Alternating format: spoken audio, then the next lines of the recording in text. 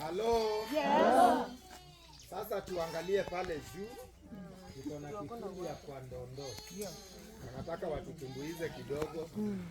Kwa hivyo tutulie tuangalie pale. Na ukiwa na uwezo wa kudensi, ukasonga karibu tufungie ngai. Sawa sawa? Kwa hivyo tuangalie kule juu. 1 2 3 start. Nafasi ni yenu.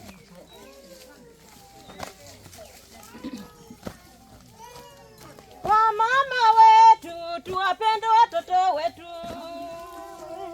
Wamama wetu tuwapende watoto wetu. Wamama wetu tuwapende wazee wetu. Wamama wetu tuwapende wazee wetu. Wamama wetu tuwapende watoto wetu.